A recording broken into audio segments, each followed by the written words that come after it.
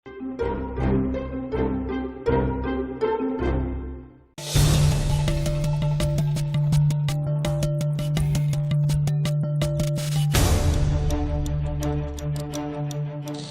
juga telah melaksanakan pemeriksaan mendalam dengan scientific crime investigation, termasuk dengan alat bukti yang ada, dan sudah dilakukan gelar perkara, maka penyidik telah menetapkan saudari PC sebagai tersangka. Lembaran baru penanganan kasus pembunuhan Brigadir Yosua dibuka tim khusus Mabes Polri pada 19 Agustus lalu. Penetapan istri Verdi Sambo, Putri Chandrawati, menjadi lompatan Polri dalam penanganan kasus ini. 10 hari sebelumnya, Sambo sudah lebih dahulu ditetapkan sebagai tersangka oleh tim Sus Polri. Kesaksian Putri dianggap sebagai salah satu kunci pengungkapan kasus ini, termasuk untuk menguak motif di balik aksi keji Verdi Sambo. Tadi kita sampaikan bahwa memang ada satu pemeriksaan yang memang kita tunggu untuk memastikan motif, khususnya pemeriksaan terhadap Ibu PC besok. Motif ini dipicu adanya laporan dari Ibu PC terkait dengan masalah yang terkait dengan masalah kesusilaan. Ahli hukum pidana Abdul Fikar Hajar menyebut, pasal 340 KUHP yang menjerat kelima tersangka biasanya diterapkan untuk kasus dendam. Persoalannya adalah sampai sekarang motif itu belum terbuka, kan begitu. Kenapa FS umpamanya sengaja dengan menyuruh salah satu ajudannya dan kemudian bersama dia juga mengambil menembak Joshua itu, J itu, kenapa sampai menembak? Nah, itu kan satu putusan yang besar kalau menurut saya, ya. Artinya ada motif atau ada persoalan yang kemudian putusannya harus membunuh gitu, yang putusannya harus menembak seseorang. Nah, itu yang menurut saya tidak masuk akal. Karena apa? Karena yang dibunuh adalah orang dekatnya. Tapi saya yakin nanti jaksa ketika membuat dakwaan itu akan ada.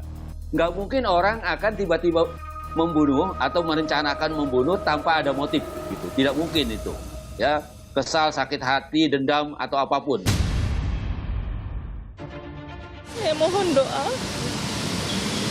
agar kami sekeluarga dapat menjalani masa yang sulit ini. Hingga kini belum ada pernyataan yang keluar dari Putri sejak dirinya ditetapkan sebagai tersangka. Pakar psikologi forensik Reza Indragiri menyoroti pernyataan malu yang disampaikan Putri saat proses asesmen oleh Lembaga Perlindungan Saksi dan Korban. Tadinya saya berharap yang keluar dari mulut Pesya adalah kata menyesal, kata sedih, kata kehilangan, kata kecewa, kata bersalah, dan seterusnya. Tapi yang muncul justru rasa malu. Malu penanda bahwa fokus yang bersangkutan bukan pada publik. Fokus yang bersangkutan bukan pada korban. Kata malu ini semestinya karena ada unsur egois di situ ya, tidak sepatutnya kita respon dengan simpati. Tapi justru menjadi jalan bagi kita untuk mencari tahu penyebab rasa malu itu apa. Tampaknya tak jauh-jauh dari aib, dari sesuatu yang memang merusak nama baik keluarga. Tapi persoalannya dalam situasi aib, dalam situasi yang merusak nama baik keluarga itu, posisi PC di mana? Sebagai korban atau sebagai pelaku? Terkait motif pembunuhan Yosua, Reza mencatat ada 4 unsur kalkulasi kejahatan terencana yang perlu didalami. Saat 4 elemen tersebut terpenuhi, semakin sempurna unsur kejahatan terencananya. Unsur berencananya ini harus betul-betul bisa terukur. Kalau tidak bisa terukur, maka boleh jadi pasal 340 akan gugur, lalu nantinya akan digunakan pasal 338 saja, pembunuhan yang bukan berencana. Kalau 4 hal ini betul-betul bisa tertakar, bisa diyakinkan hakim tentang keberadaan 4 unsur dalam kalkulasi kejahatan ini, maka patut kita berharap bahwa nantinya terdakwa akan divonis bersalah dengan ancaman hukuman yang maksimal.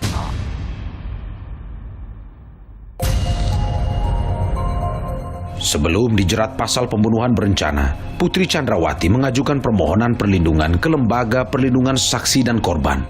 Saat itu, Putri merasa telah menjadi korban kekerasan seksual.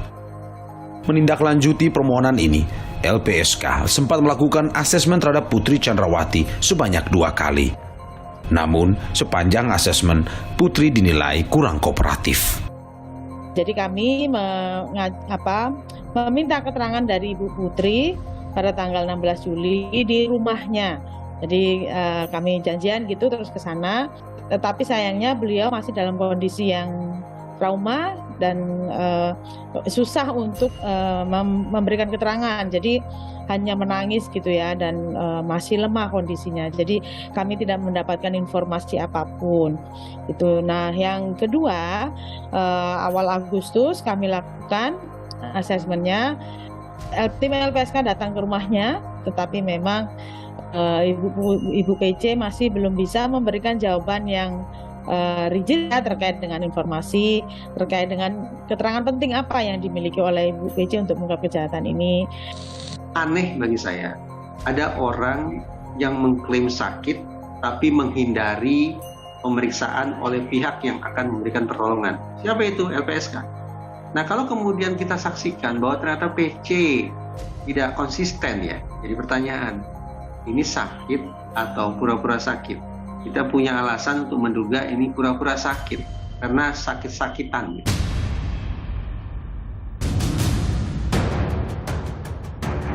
Selain kendala tadi, LPSK merasakan kejanggalan dalam proses pemeriksaan Putri.